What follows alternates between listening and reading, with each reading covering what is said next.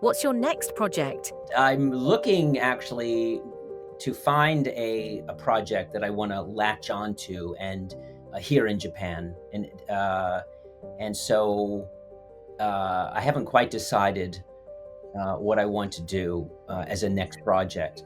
But I'll think about that. I mean, that's certainly an interesting idea, and it would be perhaps an interesting contrast to the Jewish work that I've done.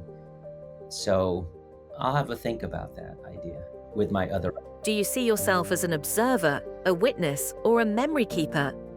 Certainly, the value of my photographs, as I see it, and which I think is true of photographs in general, photographs are visual documents, which over time become more valuable as we get further away from those moments, as a generation passes, and the photographs are documents and memories of that former time. So my vision of with my Jewish photo work was always more about the future. So one very quick, simple example. I remember one time I went to photograph a brand new synagogue somewhere. I can't remember where it was, but I remember the moment.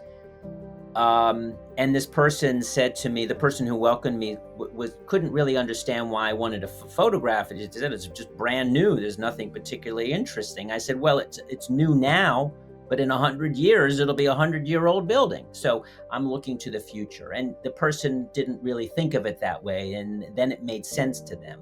So that's how I see a lot of my Jewish work. When I was doing Jewish Africa, it was a little different because there's so much that's been going on in the last 15 years in particular with the growing Jewish communities, these emerging Black Jewish communities. The established old communities all through Northern Africa and Southern Africa, all of those communities are getting smaller. But these other communities are growing, these Black communities. And so I was very much interested in what's happening now and where they're headed.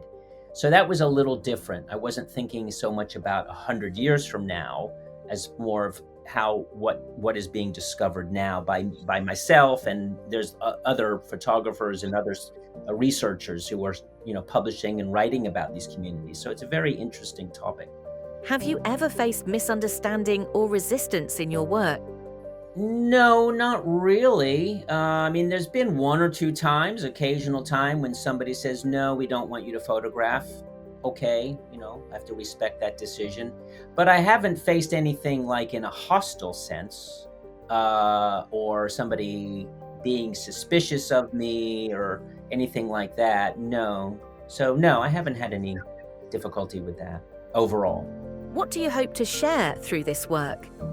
With the Jewish Africa work in particular, I want people to know their story, to know who they are, to know this is as one complicated and element and layer of a very complicated and interesting continent. Africa is amazing, and the diversity of people and religions and languages and cultures and the nature and all of that, everything together. Africa is such an amazing place. And I want these people to be a part of that story. And so that's an inspiration that drove me. And also that's what I would like people to take away from my photographs, and to know that these people are there and that they're sincere in their motives, and that the photographs give them a bit of a voice. What would you say to those who aren't aware that Jews live in Africa? I think, in a general sense, I think people are aware of the historic Jewish communities through the north of Africa, Egypt, the story of the Jews wandering in the deserts of Egypt. This is a well-known story. I think people are aware that Jews live in places like Morocco and South Africa. But of course, there's many other places where people don't know. And even Jews, my Jewish friends or other Jewish communities that I've had the opportunity to give a presentation to, yeah, they were unaware that there were these Black Jews, Jewish communities as well. So it's nice to be able to bring that story to people who were completely unaware that that there are Jews and these growing communities.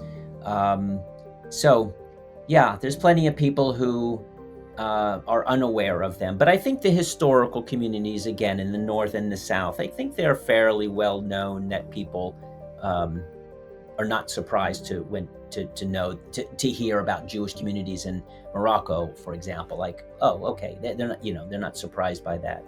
If you had to summarize your work in one word or image, what would it be? One word. I don't know one word or even a sentence. I don't know. Maybe just on the personal level is just the maybe hope that people see my photos, hope that people learn something from my photos, hope that people value the photos, in terms of as documents, and hope that the people that I photographed in these Jewish communities of Africa, the hope that they continue to thrive for years to come. So maybe hope is the word. Have you exhibited your photos about Jewish Africa in Africa? Well, no, I haven't been able to exhibit. So I've exhibited in Morocco with the Jewish Museum of Casablanca of Morocco, of course, as you know, and also in Rabat. There was that other cultural center which had a big Jewish exhibition, including my photographs. I had an exhibition in Johannesburg. I had a few exhibitions in South Africa, but other places in Africa, it's difficult to get exhibition spaces. A lot of places there is no such suitable place, but I have shared all the photos of all the people and communities that I photographed. It's always my personal policy to make the photos available to those communities. So I have shared photos with them, and I've given them photos depending on certain circumstances. So they have certainly had the chance to see their own photos, but just not in exhibition format. Do you have a final message for people who are just now discovering your world?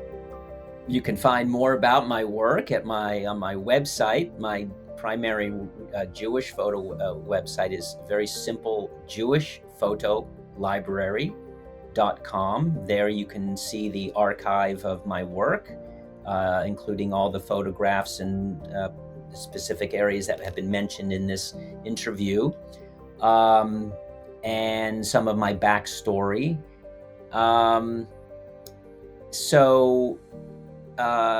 Yeah, I think that's it. There are links there to some of my exhibitions. You can see some photos from my exhibitions, and there are some links to some of my interviews, things like that, if you want to hear me talking more about other things that I've done. So I think that covers it.